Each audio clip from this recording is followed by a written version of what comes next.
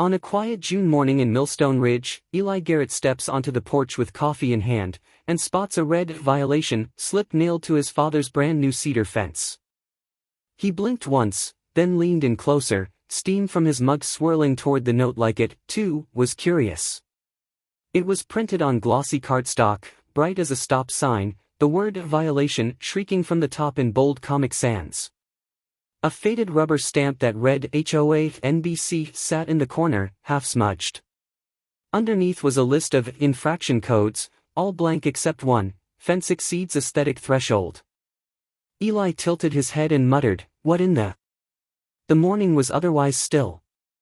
A sprinkler clicked rhythmically a few houses down. The cicadas hadn't quite hit their stride yet, and the only sound was the familiar squeak of his father's rocking chair just behind him. "That new?" Calvin asked, not looking up from his copy of the Millstone Gazette. "Yeah," Eli said, handing over the slip. It was tacked on with a pushpin. "You ever heard of the NBC?" Calvin took the paper, squinted, and snorted. "Neighborhood Beautification and Standards Committee," he said flatly. "That's a Judith Kessler invention." Eli raised an eyebrow. "She real?" "Oh, she's real. Moved in last fall." Midwestern accent, clipboard like it's grafted to her palm. "Walks her little mutt in straight lines. Has a husband who never speaks." He paused to sip his coffee, black as the ink on the page. "This is her second flyer this week. I got one on the mailbox yesterday about wind chimes." Eli leaned on the porch railing and looked across the street. There it was, the shed. Painted bright white, American flag fluttering, a folding lawn chair posted outside like a sentry had just stepped away. Over the door hung a handmade sign in uneven lettering, Neighborhood Compliance HQ. It would have been funny if not for the faint sense of foreboding it radiated. "You think she's serious?" Eli asked. Calvin's chair creaked. "She's organized. Got a printer and a cause. But serious? That depends on how much the neighborhood lets her get away with." Later that morning, Judith herself made an appearance. She strolled across the gravel road like she owned the easement, flanked by a folder in one hand and a grocery tote in the other. Her yoga pants were tucked into ankle-height gardening boots, and her oversized sunglasses sat perched like armor. When she reached the fence, she smiled thinly. "Mr. Garrett?" she called. "Just dropping off a courtesy packet." Calvin stood and nodded politely. "Morning, ma'am." Eli joined him. Judith extended the folder toward Calvin, who accepted it without opening it. "We're rolling out initial enforcement notices for Phase 1 properties," she said. "Your fence was completed without HOA visual review, and will need documentation before July 1st. Included are the aesthetic standards for wood tone, post spacing, and line-of-sight impact." "They're an HOA now?" Calvin asked casually. "Well," she said, shifting her stance, "we're a compliance board for the community. The HOA petition is in draft status, but standardization helps maintain value. It's about pride, Mr. Garrett." Calvin gave her a courteous nod. "Appreciate the information." As she turned to go, Eli noticed Austin, a teenage boy with a mop of dark hair and hunched shoulders, hovering at the edge of their driveway. He gave a quick glance before retreating with his mother toward the shed. Over lunch at the Morning Spoon, a booth by the window, Eli scanned the packet. It contained printed bylaws, color-coded violation tiers, and a QR code that led to a blank page. Donna Hatch slid into the opposite seat, 2 coffee mugs in hand. "You've met Judith, then," she said, eyes twinkling. "Today," Eli replied. "She thinks she's Nancy Reagan with a spreadsheet," Donna muttered, setting the mugs down. "Has she sighted the dog yet?" "We don't have one," Calvin said. "She'll find something," Donna said, sipping her coffee. "Last week I got dinged for non-uniform gnome placement." Eli smirked. "How many gnomes you got?" "4. One of them's a frog." She didn't like the amphibian. They chuckled, but the mood quickly turned reflective. "Nobody remembers voting for this HOA," Donna added quietly. "But people around here, we try to be neighborly." We don't want trouble. Eli looked down at the packet, then out the window toward the park. So she's counting on that. Back at home, he sat on the porch that evening as fireflies began to blink along the yard's edge. He watched Judith for a long time. She was in the shed now, lights on, head bent over a stack of papers. Across her lawn, solar path lights blinked in sync. It was all too tidy. Too controlled. Inside, Calvin sat at the kitchen table with a yellow legal pad, writing something Eli couldn't quite see. His father's face was relaxed but unreadable. "What are you thinking?" Eli asked. Calvin didn't look up. "Just trying to remember the last time a shed meant trouble." The cicadas finally came in full volume as the heat retreated. That night, Eli stepped out to put the kettle on and spotted something dark stuck in the fence again. He walked over slowly, heart thudding. The note was different this time, handwritten, jagged. Non-compliant fence, final warning. On Saturday morning, Judith unveils her HOA command center, a converted garden shed with bunting, clipboards, and folding chairs. The structure, once an ordinary storage shack with peeling paint and a sagging roof, now stood freshly whitewashed, the words Neighborhood Compliance HQ stenciled in stuttering lines across its front. Tiny American flags were duct-taped to the gutters, and a folding table bore trays of store-bought cookies and 2 pitchers of sugar-free lemonade. A chalkboard leaned against the door, reading, "Mandatory Orientation, 10 a.m." Across the street, Calvin stood at the edge of his porch, holding a folded map. His thumb traced a thin gray rectangle, an unmarked access buffer running behind their neighbors' lots. "Looks like the back corner of her shed kisses county right-of-way," he murmured. Eli, crouched beside the rocking chair, looked up from his phone. "You think that matters?" Calvin didn't answer right away. He took a slow sip from his mug and nodded once, more to himself than anyone else. Out front, Judith made her entrance. She wore a teal sash stitched with glittering letters, Chairwoman. Her badge, a shiny, obviously plastic gold medallion, bounced as she marched up to the small circle of neighbors gathering on mismatched lawn chairs.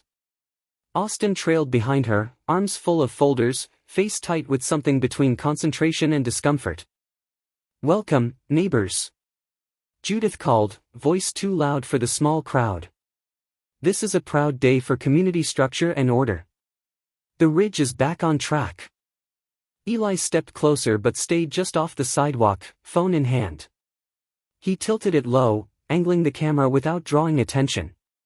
Behind the group, a line of volunteers had formed, 3 folks with red armbands labeled NBC staff, each clutching laminated pages. Judith launched into her orientation with gusto. "Let's talk mailbox uniformity," she said. "Rounded tops, matching flag color. Red only. No sun-faded plastic. And porch etiquette, no visible laundry racks, no seasonal inflatables before 30 days out. Think curb pride, not curb clutter." Someone clapped. It wasn't clear if it was sarcastic. As the lecture rolled on, Donna Hatch strolled up quietly, nodding a friendly "mornin'" to Calvin. She walked past the gathering as if on a casual stroll, then bent down near the cookie table. Her hand slipped a printed pamphlet into her bag. She didn't stop walking. Later that afternoon, Calvin sat at the dining room table with a flyer spread flat beneath a paperweight. "Look at this," he said to Eli, pointing to the QR code at the bottom corner. "It's not even real. Doesn't go anywhere. Just loops to a dead short link." Eli leaned in, frowning. "No redirect. No site. Just a PDF with a Google logo and a fake watermark." "Exactly." Calvin clicked on his old county recorder, the one labeled Leona, county use. A mechanical whir started as Judith's voice played back in grainy cadence. "We don't need a registered charter, consent is implied by residency." Eli shook his head. "That's not how anything works." A knock at the door made them pause. It was Boone, the neighbor 3 doors down. He looked sheepish, holding a manila envelope. "Hey," he said. "You ever pay a HOA fee?" Calvin raised an eyebrow. "There isn't a real HOA." Boone shifted. Well, I didn't know that. She said if I didn't pay the $75, she'd file a non-compliance notice. Calvin motioned him in. Let me make you a copy of this ordinance page, he said. You might need it. Eli watched Boone shuffle into the dining room, hat in hand. People were cracking. Not angry yet, just confused, and worried. It was the worry Judith fed on. Later, as the evening settled in and sprinklers ticked to life across the gravel yards, Eli wandered outside. The command shed still glowed from inside, its overhead light flickering slightly. He crossed the street under the soft hum of street lamps and leaned near the door. There, taped with painter's tape, was a new flyer.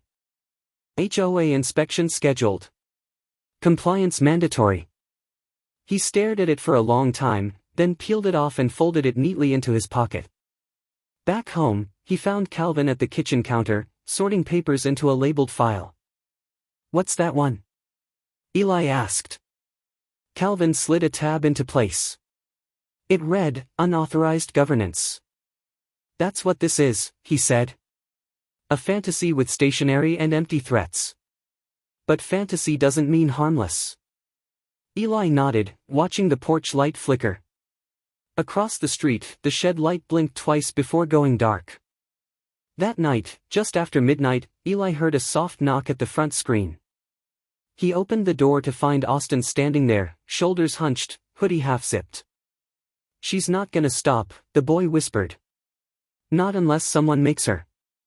The town gathers for its annual summer heritage picnic, music, barbecue, pie contest, and a full HOA booth front and center. The smell of brisket drifted from foil pans beside a trailer marked Joe's Grillmaster, mixing with notes of sweet tea and sunscreen. Kids weaved between hay bales stacked like playgrounds, and a fiddler quartet scratched out a tune near the shade of an oak canopy. Under strings of bunting, couples in denim and dusty boots settled into lawn chairs, waving lazily with paper fans. Near the center of it all, a folding table stood out like a sore thumb, not for its size, but for its presence. Overhead, a banner stretched between poles, announcing, Neighborhood Compliance HQ, Community Action Starts Here. Behind the table, Judith stood in mirrored aviators and a linen vest, flanked by two volunteers wearing printed polos that read NBC Watch. Atop the table, nestled between a raffle box and plastic badge stickers, was a glass jar labeled Community Improvement Levy. Inside, several folded bills and a few coins gleamed in the sun. No signage explained its purpose. No receipts were visible. Eli, walking a slow circle through the crowd, paused nearby and studied the jar with narrowed eyes. She's fundraising, he muttered under his breath. Or laundering, Donna whispered beside him, slipping a small flyer from her purse into his hand. Community rights fake rules, it read, bold and simple. She doesn't even pretend this is voluntary, Donna added. Anyone who didn't pay didn't get a raffle ticket. True enough. Judith had just announced over the loudspeaker that raffle eligibility is reserved for full-standing community contributors. She held up a blue bucket with entry slips while a few people clapped uncertainly. Eli spotted his father near the gazebo, standing quietly by a corkboard usually used for lost pets and announcements. Today, it held a single sheet of paper, no legal charter found for HOA in county registry. Verified by clerk Leona Pierce. Calvin had thumbtacked it there himself and now stood just far enough away to let the paper speak on its own.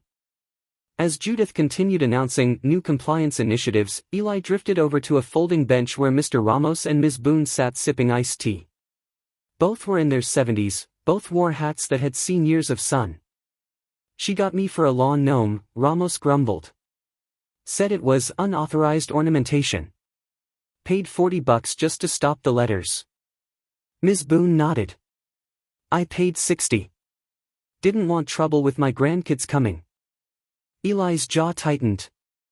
He glanced across the lawn and spotted Austin lingering near the back of the shed booth, head down, shifting nervously.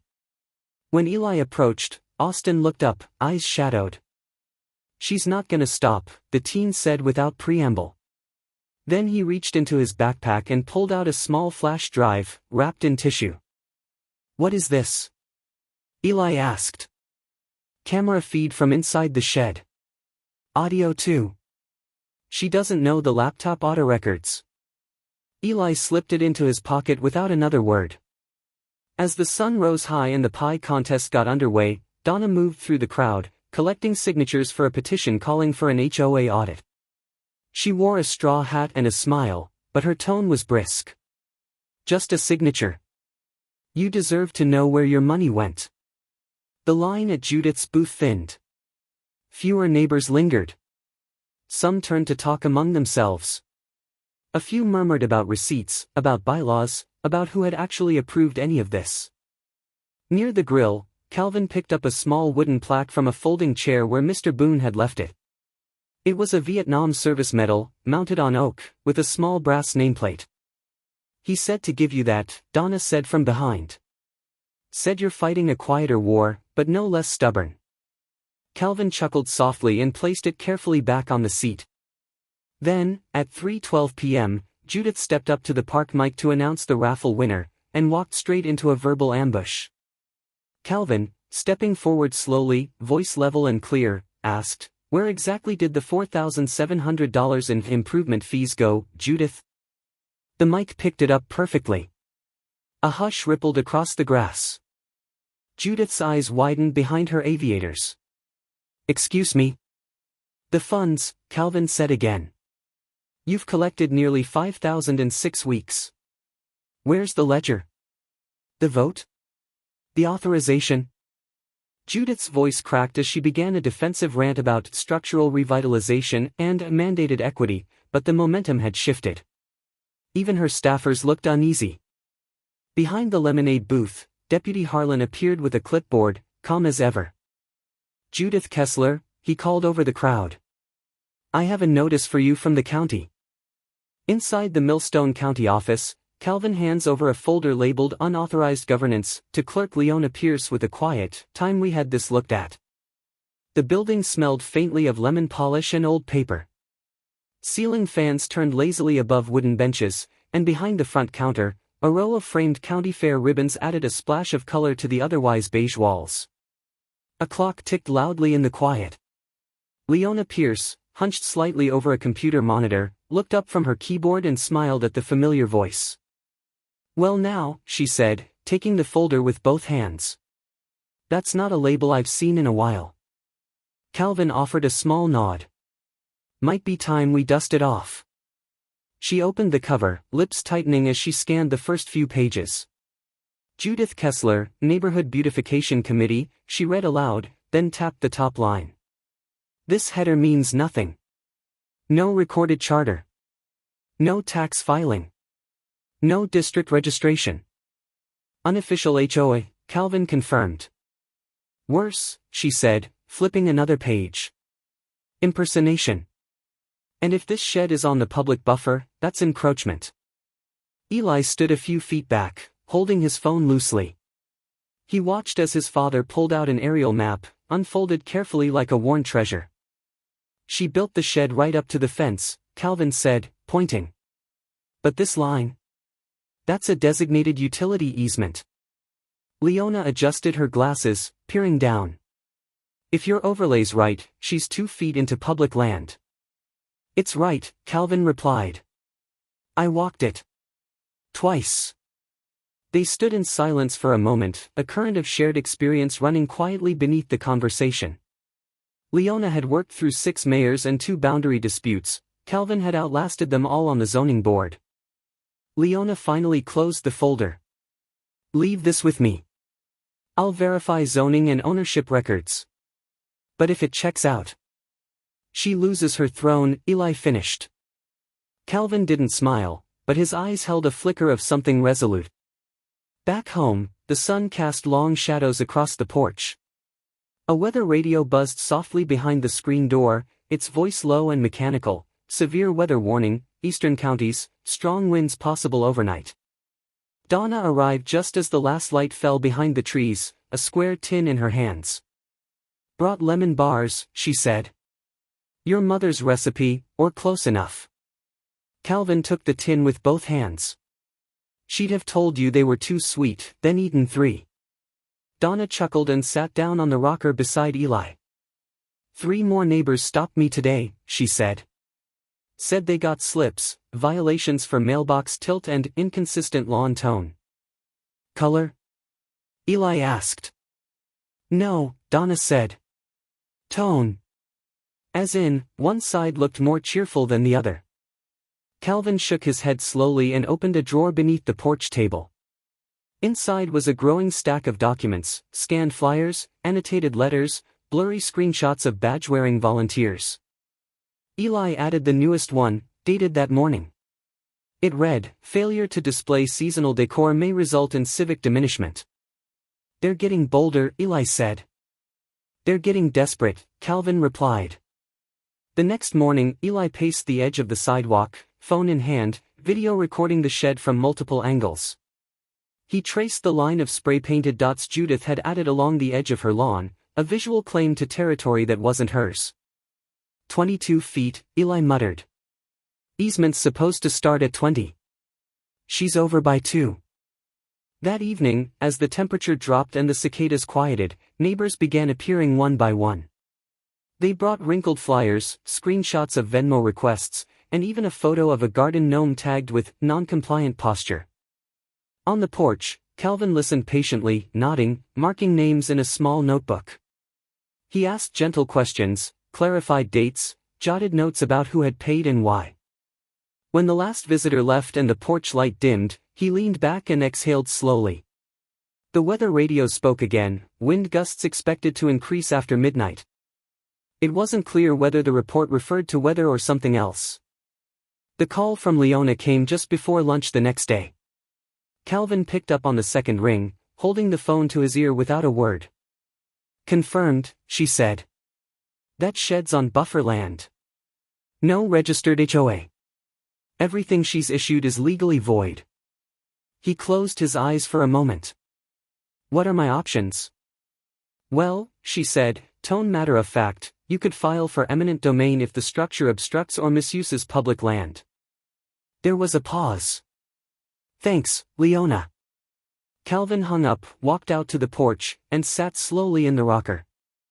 The folder on the table was already waiting, a new tab sticking out of the top. Calvin sips coffee, opens a new file, petition for repurposing, justification attached. At the town bulletin board, a new HOA poster appears overnight, mandatory paint inspections begin Monday. Non-compliance may incur fee. The ink was still slightly curled from dew. Someone, likely Judith or one of her clipboard cadre, had laminated it carefully, taped each corner, and underlined mandatory twice in red marker. The font was Comic Sans again. The town coffee crowd at Morning Spoon stood nearby, staring at the announcement like it might hiss. She's got a new one, Donna muttered, arms folded. Paint inspections. Because that's what we need in this heat.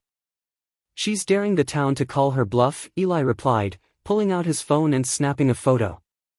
Later that morning, back on Donna's patio, shaded by a sagging umbrella that had survived more storms than Judith's shed ever would, Eli, Calvin, and 5 neighbors gathered around a card table.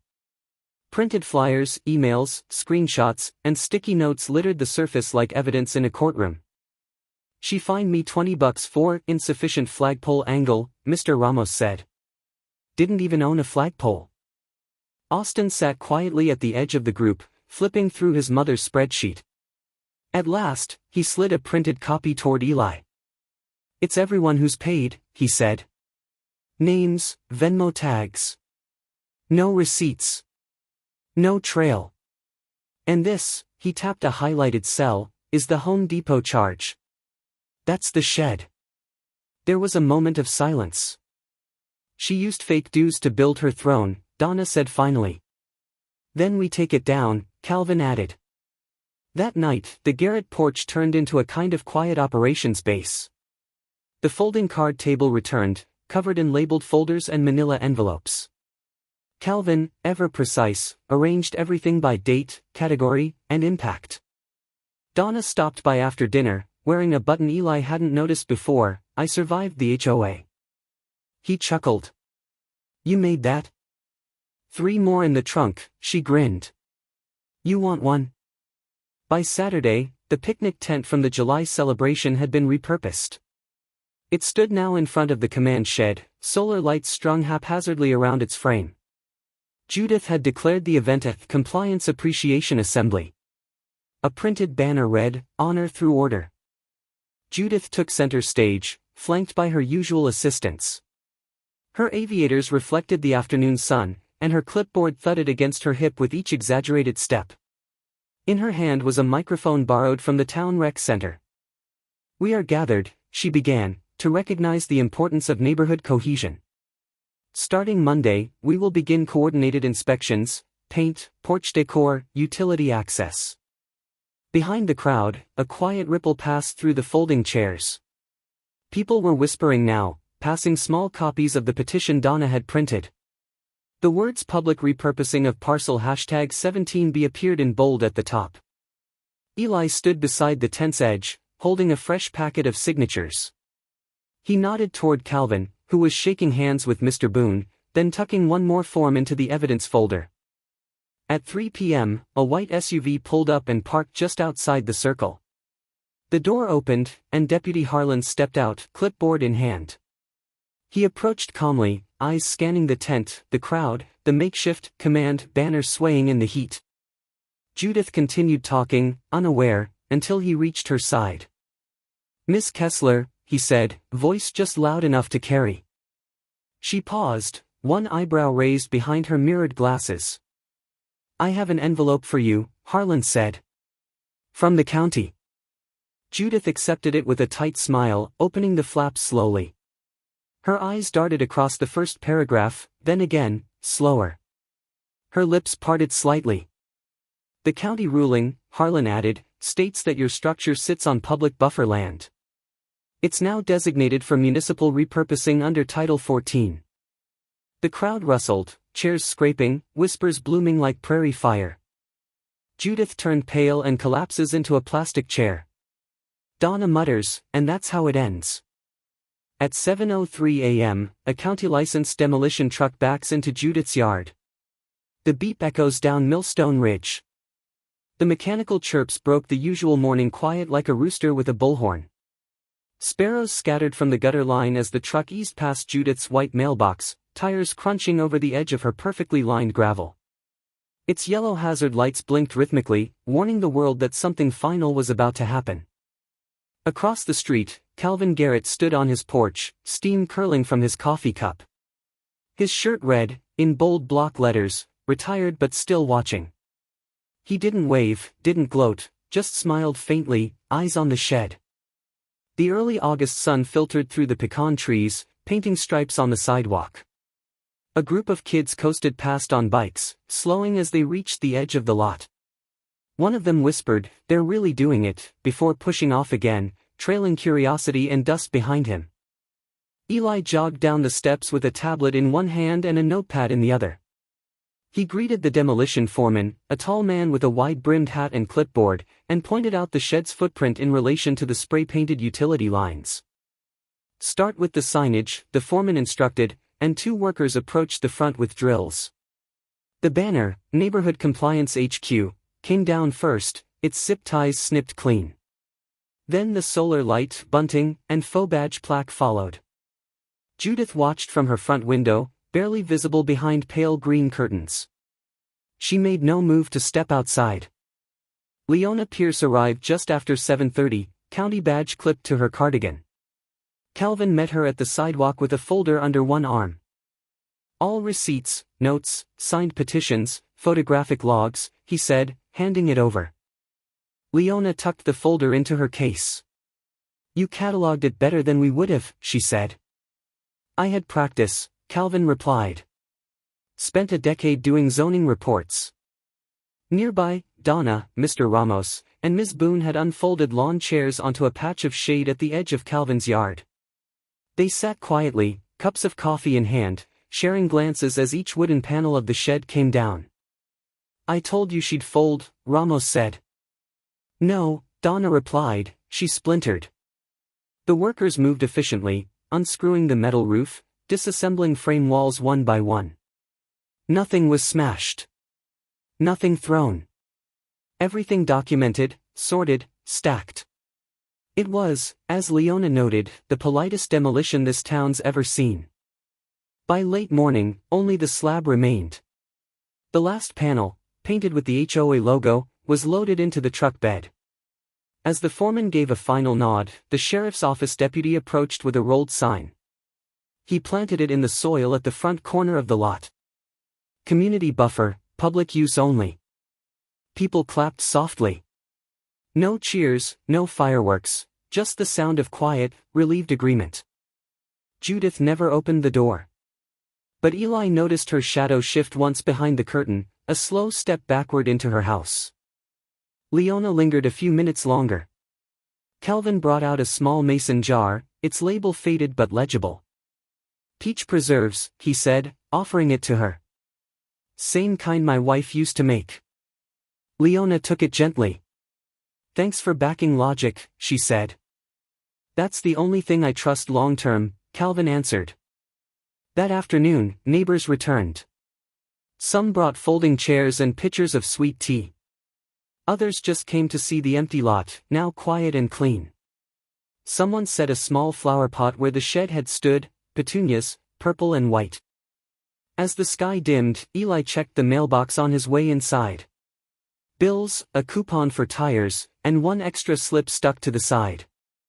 It was a yellow sticky note. 2 words, round 2. With the shed gone and the town at ease, Calvin sits on the porch, sipping coffee, until he spots a new flyer fluttering under Mr. Boone's gate. The paper was pale green this time, its corner pinned only by a small rock. Calvin squinted across the lawn, watching it flutter. The sun hadn't cleared the rooftops yet, and the air held that faint coolness August mornings sometimes borrowed from fall.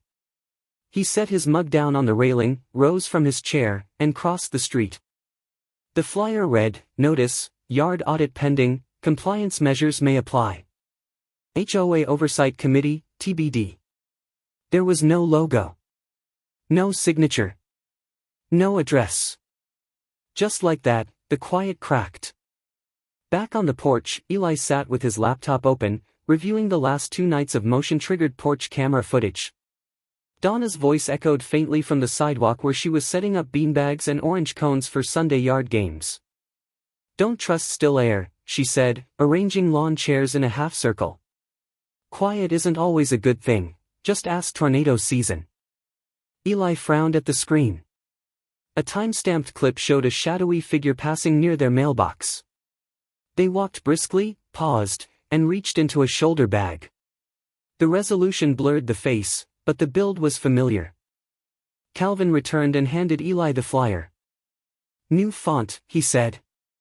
"Same nonsense." Eli read it, lips pressed into a line. "No title, no date, no name." "That's the style now," Calvin said. "Whisper control." As the morning drifted into early afternoon, more reports came in. Mr. Ramos called, his voice tight. "Someone reported me for illegal water use. I haven't watered in 2 weeks." Ms. Boone texted a photo of her front porch, mailbox inspection due, Zone B printed on a folded note stuck to her screen door. A child's dog bowl disappeared from the curb in front of the Lassiter's place. Later, someone found it behind the park bench, spray-painted red, with non-compliant scrawled in black Sharpie across the inside rim. Donna came by mid-afternoon, visibly rattled. She held up a stapled document she'd found taped under her potting table. "It's unsigned," she said. "No header. But it's labeled HOA 2.0 Founding Charter. Lists committee names as TBD. Uses the same template as Judith's old bylaws." Eli flipped through it. "She's writing it again. She's just not signing it." As evening fell, they gathered again on the porch. The cicadas hummed lazily, and the heat settled into the wood like memory. Eli adjusted one of the camera angles, pointing it slightly higher toward the rooftops across the street. "See that?" he asked. "New camera light. Judith's garage. Aimed straight at our backyard." Calvin didn't answer. He stared at the faint red glimmer, a pinpoint just above the gutters. Inside, the radio played low. The announcer's voice was calm, measured, and across the country, more homeowners are installing personal surveillance systems, citing unclear neighborhood threats and compliance confusion. Donna's yard game ended early. The final round of cornhole was interrupted by a note fluttering out from under her car windshield: "Noise ordinance violation, level 1. "They're escalating again," she said simply, folding the note and tucking it into her jacket. "But quieter this time. Like it's rehearsal, not theater."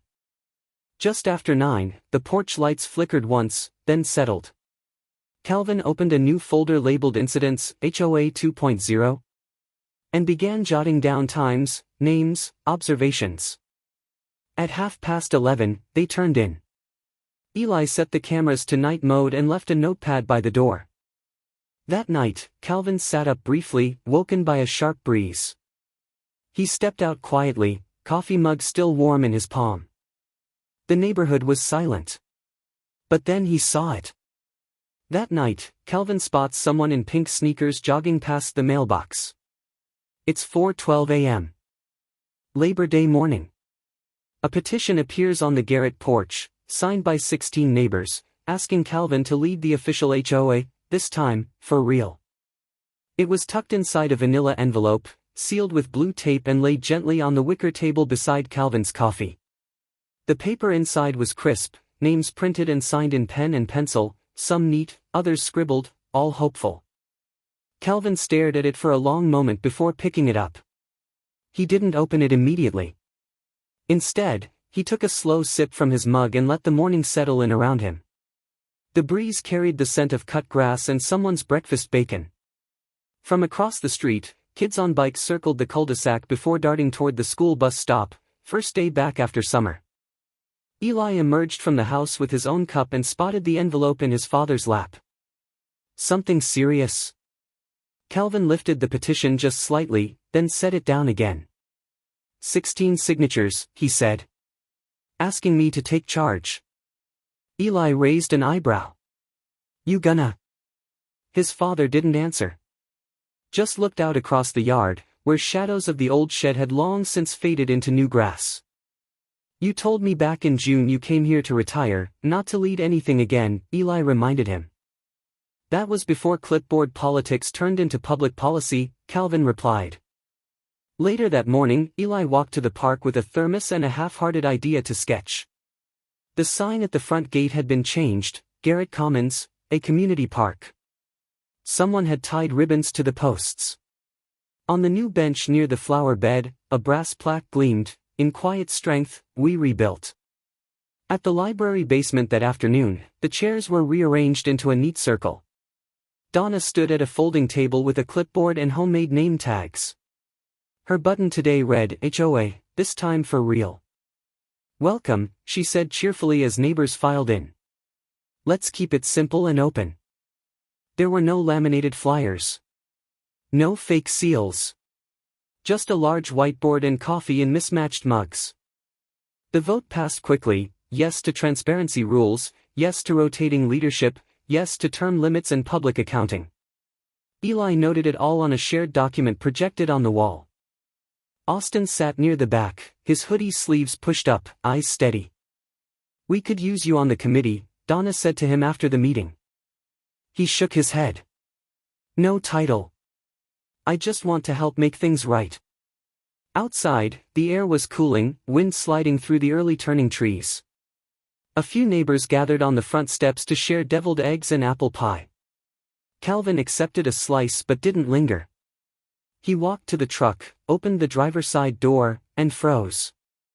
There it was, a manila envelope beneath the windshield wiper. No address. No name. Just 5 words typed on the front in bold sans serif. "Revisions pending, compliance will be enforced." That evening, back on the porch, the sky burned orange behind the houses. Porch lights blinked on one by one down Millstone Ridge. Cicadas buzzed, and a screen door creaked open somewhere in the distance. Calvin sat with his mug, the envelope resting beneath it. He didn't look up when he spoke, just tilted his chin slightly toward the dusk and said to no one in particular, "Let her try." As the porch lights flickered on that early September evening, Millstone Ridge felt different, not just quieter, but steadier. The shadows left behind by false authority had been replaced by something truer, neighbors who now looked out for one another, not over their shoulders. In a world where rules can protect or oppress, it's the people who choose how they're used, and when they're misused, even a small, watchful porch can become a front line for fairness. Like a porch light left on through the night, steady voices and quiet courage can guide a community home.